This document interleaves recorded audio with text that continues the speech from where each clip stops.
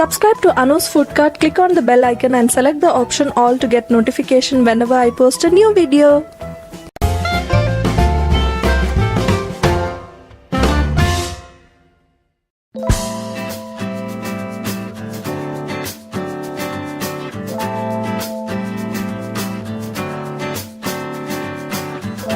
Hello friends, welcome to Anu's Food Cart. Today I am going to share the recipe of tomato pepper rasam, which is very quick and easy, and it is a South Indian dish. Rasam is usually had at the end of a hearty meal because it helps in digestion. So let us quickly check out the recipe.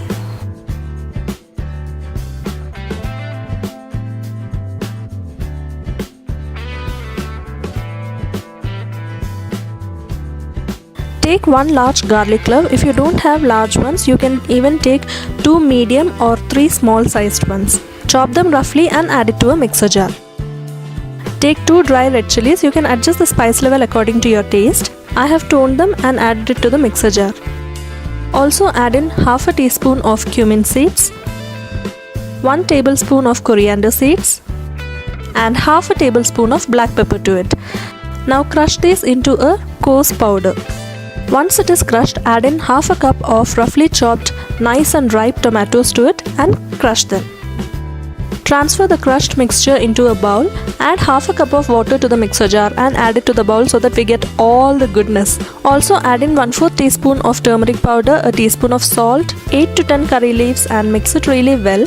Now you can see that the tomatoes are crushed, not ground. That is exactly how we want it. Now add a teaspoon of tamarind soaked in 1/4 cup of water and also add 2 cups of water.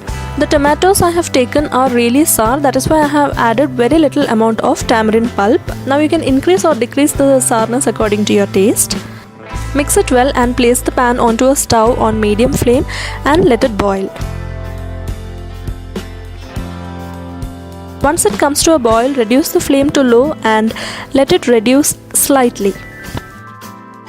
Do not forget to mix it in between, okay? Once it is reduced, I have turned off the flame, as you can see here. Now we'll strain the mixture. Now pass the mixture through a sieve placed onto a bowl.